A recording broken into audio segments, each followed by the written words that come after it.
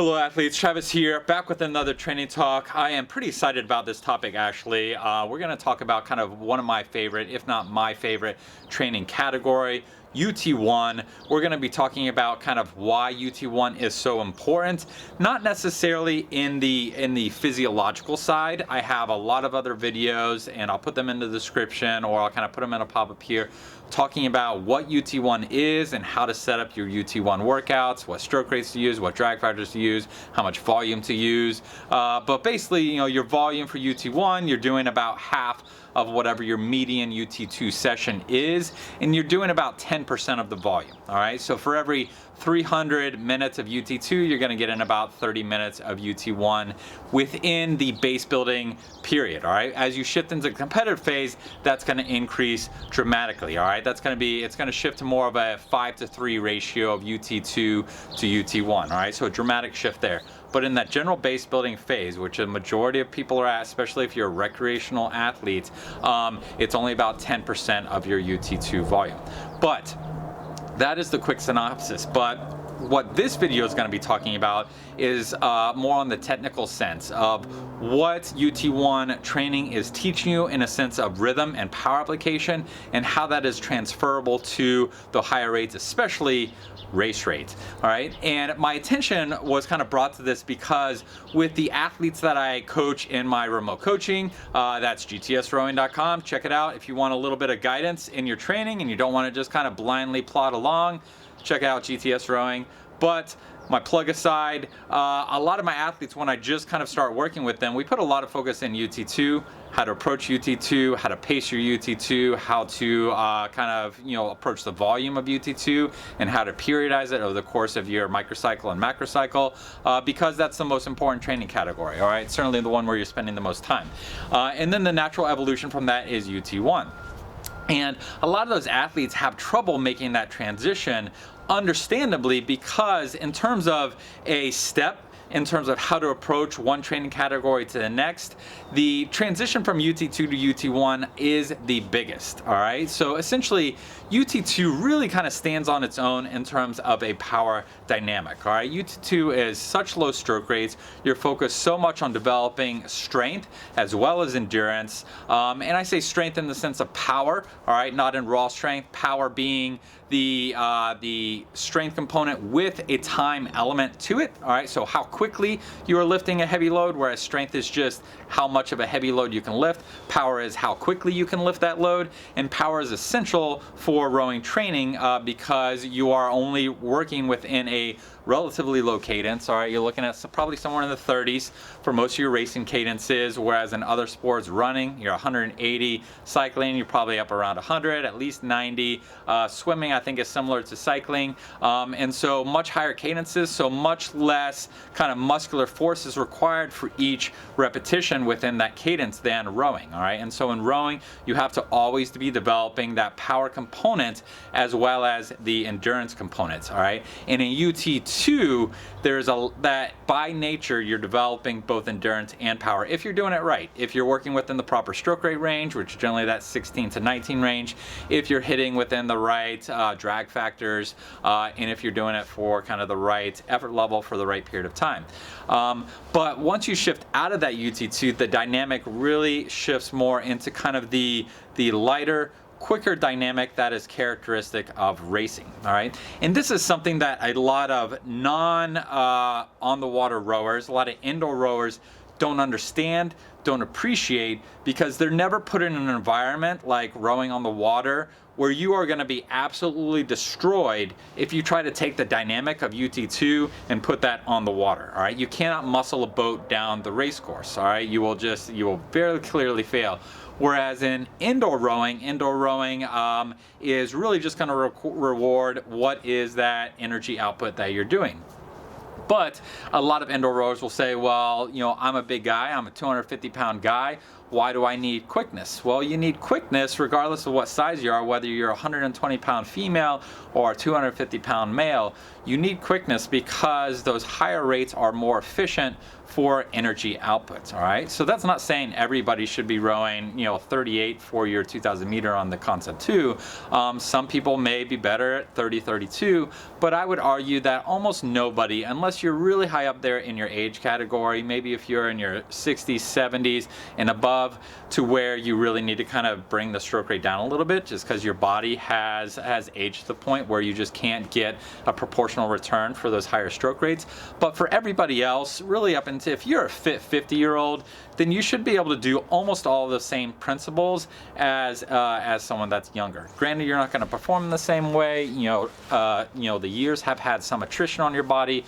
But if you're healthy, you're fit, and you've maintained strength as well as endurance, you should be able to kind of approach your racing very similarly to a normal 20-year-old athlete. Not an elite 20-year-old athlete, not a high-performance 20-year-old athlete, but the regular run-of-the-mill average 20-year-old athlete. Same principles are going to apply. And those principles include the fact that racing at higher rates is going to be a far more efficient way to produce power. And how do we bring that back to UT1? Well, UT1 and above, UT1, AT, transport, lactate production removal, lactate tolerance, anaerobic at lactate is kind of a different beast on its own. But all those training categories, start to take in the dynamic that you would use in that race pace at those race rates. All right. So if I'm going to go in, let's say if I'm optimally doing a 2K, 36 strokes per minute. If I'm super fit at my prime, 36 strokes per minute. The power that I'm producing on a per stroke basis is relatively low. All right. If you told me to sit on an erg in that same fitness state and go as hard as I could at a 36, I'm going to probably be able to go, probably somewhere around, 118 or so, something like that, for my split. But my race cadence may be, 136, 135 at that same time, maybe a little bit lower if I'm super fit and in a racing season. But still, if you tell me to row as hard as I can at a 36, I'm going to be able to produce a lot more power than what would be my race pace, all right, for 2,000 meters. And so then what does that mean? That means that race pace is not executed at full pressure, all right? And so, our full effort per stroke, all right? You're going to be lighter, all right? How lighter are you going to be? Well, that's the trick, all right? And that lightness, that kind of light tappiness that you bring into the racing cadences is going to start to manifest in UT1 training, all right? So UT1 is much more of a kind of light, tappy power application than UT2 is, all right? And so if you can think about maybe, if we take it into cycling, maybe think of kind of like a recreational bike, with big old fat wheels that you're just gonna ride on a trail, on a road casually, and compare that to a racing bike, something you see in the Tour de France. So the power dynamic that you're going to approach with each of those two bikes, one is very light and sleek, and one is a little bit heavier and bulkier. That power dynamic is going to be different, all right? One is going to be, you're going to have to work a lot more to keep that momentum going because you've got a lot more weight. The racing bike is very light, and so everything is going to be very quicker. And you can take that to an extreme and say, compare, let's say UT2 is like the horsepower from a Mack truck, and a UT1 is more of the horsepower from like a NASCAR, a Formula One racing car, all right? So still a lot of horsepower in both of those situations. One is big and heavy, a lot of strength to it. One is light and quick, all right? So the power component, the horsepower is coming from the speed and not from the mass that's being moved, all right? And that's where UT1 is going to start to reflect the power dynamic of your racing cadences, all right? And I focus on UT1 and the value of UT1 because UT1 is still an aerobic training category, all right? Everything above it, AT, transport, lactate threshold, lactate tolerance, lactate production removal, racing pace, all those are anaerobic. So they're going to be limited in terms of the volume that you can spend at those efforts. Not to mention the fact that when you're at those efforts, you're building up lactic acid, all right? Your muscles are starting to burn. You're going to start to break down. There's a limited amount of time that you can spend in those training categories. categories, whereas UT1 is one where you are aerobic, all right? You're not building up that lactate, which means that a lot more of your mental energy can be focused on how you're executing, all right? The technical component of what you're doing. And so because you can spend a lot of volume in that UT1, and you have the mental clarity to really focus on how you're rowing and how you're applying and improving your efficiency, that is why UT1 is so important to get right in its transferability to when you shift into those higher stroke rates, all right? And so what is that, all right? And how do you define that, and how do you approach that? Well, just like UT2 has its ideal stroke rates, 16 to 19 for whatever the volume is that you're doing, UT1 also has its ideal stroke rates. Generally going to be sitting around that 23, 24, maybe 25 if you're in the competitive season and you're super fit, maybe 22 if you're really just starting to add UT1 after doing a lot of UT2 volume, or after coming back from a transition period or a break. Then maybe that 21, 22 is going to be fine for the first 1 or 2 UT1 sessions. But once you get into it, you should be sitting 23, 24. All right, and you need to find the drag factor that's appropriate for that. All right, and I talk about drag factor a lot. I have a very different idea about drag factor versus kind of the mainstream of rowing. A lot of mainstream of rowing is just set this drag factor and use it for everything. I think that's absurd, all right? Imagine you're just driving your car and you only drive in second gear, all right? You're not gonna have a very good time, all right? And you're not gonna really get a good power. Imagine someone in the Tour de France trying to ride on a fixed gear bike, all right? That doesn't make sense, all right? Different effort levels are gonna require different gearing, and that drag factor is a different gearing on the Concept 2 indoor rower, all right? And so with each of those training categories, UT2, UT1, AT, transport, race pace, and beyond race pace, you're gonna work better in different gears for each of those, all right? And so, I would say definitely don't use the same drag factor for everything. And then that's not even, going into the fact that a lot of people will be like, well, what do the Olympic rowers use? Oh, they use 120 or 125 or 130, so I'll use that. That's absurd. Are you an Olympic rower? Are you pulling a 540? Then you shouldn't be using a 130 drag factor, all right? You're a fool if you're doing that. You're listening to fools if they're telling you to do that, all right? So you need to kind of bring it back down. You need to find a drag factor that's appropriate to your speed, your fitness level, the cadence that you're rowing for any given workout, the duration that you're doing it with, how tall you are, how long your legs are versus your torso. All those things come into what your drag factor is, all right? But you can check out the other videos I have on the channel if you want to talk more about that, or you can ask questions down in the comments below. But UT1 drag factor for me generally tends to be somewhere around 15 or so less than what my racing drag factor is going to be, and about maybe 10, anywhere some 5 to maybe even up to 15 or so higher than what my typical UT2 drag is going to be, all right? And so, there's a lot of range there. It varies depending on where you are in the training cycle, what your fitness level is, what kind of events that you're training for. All that's going to play into fact. But the one rule is that you should definitely not be using the same drag factor for your UT1 that you're using for your racing, all right? It needs to come down a little bit, all right? And then your stroke rate, all right? We said 24 plus or minus 1, all right? Err on the minus side, all right? Only go to the plus side if you're really close to your racing month, all right? Your racing season, all right? So you find that 24, you find that drag factor, and then you settle into that split, all right? And for the volume of that UT1, I forgot if I mentioned this before. I've definitely mentioned in other videos, but volume of UT1 is generally going to be about half, air on the left side, maybe a third to a half of what your median volume is for a UT2 session, all right? So if your average UT2 session is 60 minutes, you put in multiple 60-minute rows every week, then 25-30 minutes is probably going to be really good for your UT1. And you can push that a little bit, maybe do a 35-minute every once in a while, but you should not be adding volume just for the sake of adding volume, all right? The volume that you're doing for UT1 needs to be justified by the money in the bank that you've produced with your UT2 volume, all right? And as I definitely said earlier, that's about 10% of your UT volume in the general base building period, all right? So if 60 minutes is your normal UT2, Then for every 5 UT2 sessions, you got 300 minutes of UT2 in there.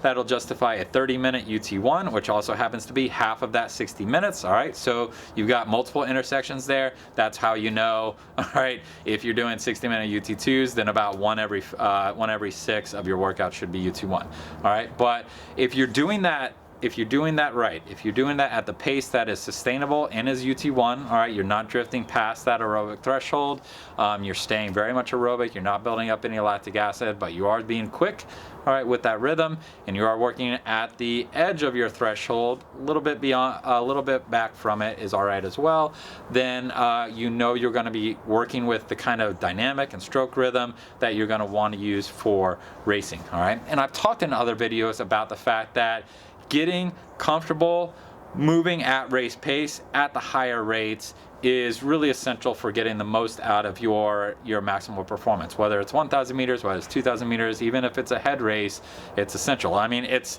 definitely essential if you're racing sprint stuff like what I've been focusing on lately, because you're not going to be a successful sprinter if you try to sprint at a high 30s or a low 40s stroke rate, all right? Is that stroke rate is king when it comes to producing speed, so long as you can back it up with technique, and certainly if you're sprinting, you need to kick that stroke rate up.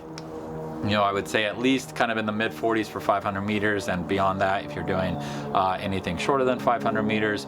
But certainly if you are at a point where you're like, well, I do my 2K at a 27, 28, well, you're just never going to reach your full potential, all right? And so you need to practice the rhythm. So you need to practice the rhythm of doing little builds, which I had a specific video just about doing this.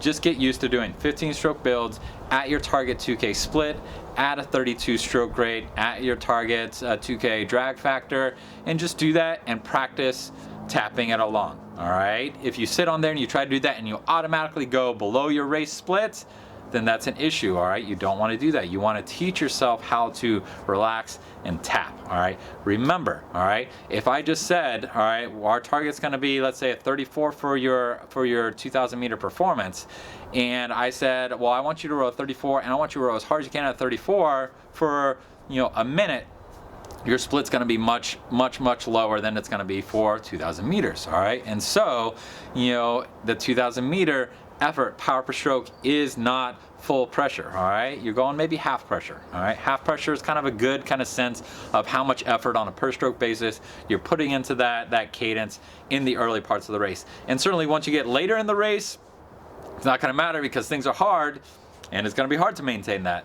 You know, the real trick is at the beginning of the race, the first third of that race where you got a lot of energy, you're still fresh, you got all that kind of that anxiety kind of build up from the fact that you're there and you're racing, you know, and it's very easy for you to just go too fast in those early stages and to fall into that fly and die scenario, which is horrible to experience. It's also not pleasant at all to watch. It's very uncomfortable watching someone fly and die. I hate doing it as a coach. I kind of just want to walk away, but you got to be there because, you know, you got to support them.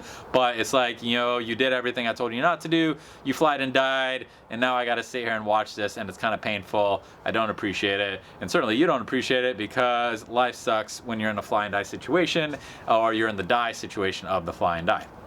All right, but you got to practice it, all right? And UT1 is the best way to practice that, all right? And so find that pace that you can hold, you know, for this example, for the 30 minutes, you know, find that pace that you can hold for 30 minutes. You know, it's quick, it's tappy, it's a 24, it's still aerobic, all right? You're not feeling any burning in your legs, you're just feeling the kind of tiredness, a muscular tiredness, not kind of a lactate burn fatigue, and execute that, finish it. You should be able to get up, and 10, 20 seconds later, you feel fine because it was an aerobic effort, it was not an anaerobic effort, all right? And so, again, if you want more info about how to execute a UT1 session, I actually have a lot of videos about it. Check the description, check the link. I'll throw at least one of them up here. I can only throw up one at a time. Definitely check out the description. Listen to those videos. UT1 is an essential training category, both not only for stimulating and getting a little more out of what your UT2 is doing, but also for developing the kind of rhythm on your stroke that you need to be using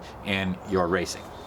And now I will say, kind of coming out of this, is that there are multiple ways to focus to train UT1, to train AT, to train transport, all right? I would say there is a kind of pure way All right, and the pure way to train UT1 is with steady state. It was with longer steady state in the volume that I mentioned. There are other ways to do it, all right? For me personally, I like to train UT1 a lot of times with athletes where I'll do maybe, 3 minute on, 1 minute off, or 4 minute on, 1 minute off, or 5 minute on, 1 minute off, for whatever, same amount of volume that's appropriate for them. And then I'll bring that stroke rate down to say a 20 to 22. And that will allow them to work really hard on a per stroke basis, all right? So they can get a little bit more power per stroke without going anaerobic. And I do that for athletes that are just, they don't have a very good power per stroke dynamic, all right? They're just a little bit too weak, all right? So it's a good way to kind of train that force production while staying in an aerobic training category and therefore being able to get more volume. I do the same thing with AT. I often train my AT at lower than kind of the typical pure stroke rates for AT. So usually 24, all right? Whereas AT is generally probably best in its pure sense, 26, 28-ish. Same thing with transport. I do that with transport. If I do a lot of pieces with transport, I'll generally start the early pieces at lower stroke rates, as low as 24, maybe 26 if we're really fit, whereas transport stroke rates are generally going to be somewhere in the 28 to 32 range. Again, I do that to really develop, especially in younger rowers, especially in non-high performance rowers, a really good power per stroke, all right? And it also allows them to kind of bump up the stroke rate as we go through the workout. So they're starting at 24, 26, they're finishing at a 30, 32, and they're getting a little bit faster with each one because they're maintaining the same kind of power per stroke and they're just increasing the amount of strokes that they're taking, all right? So there's always exceptions, but in its pure form of UT1 and UT2, and I would even say, AT and transport, their pure form is probably best done in steady state, all right? And now I almost never do AT in its pure form in steady state or transport in a steady state form. If you're doing that, you're talking more about doing like an 8,000 meter piece or a 4,000 meter piece for AT and transport respectively. But I do think for rowing and its technical component, it is much easier to train both the physical and technical when you split it up into pieces, which is what 98, 99% of our sport does, all right? So that's it. I think I've covered all the bases. I hope that helped you. I hope that helped you appreciate UT1 training. Again, I'll remind you, I always like to make money for the work that I do, so check out GTS Rowing. I also like to help athletes that are interested in investing time and energy into understanding their training and understanding why they're doing the things and how to do the things appropriate. And I used my remote coaching at GTS Rowing to do that with the athletes that are willing to make that investment. So if that's you, check that out and check out that remote coaching section. But otherwise, thank you very much for listening. If you know somebody or a group that this conversation could help, share it. Certainly give it a like. That helps, and put a comment down below if you have a question. I'm happy to answer those questions, especially when they contribute to the conversation. But that's it. Have a great day, guys, and we'll catch you on the next video.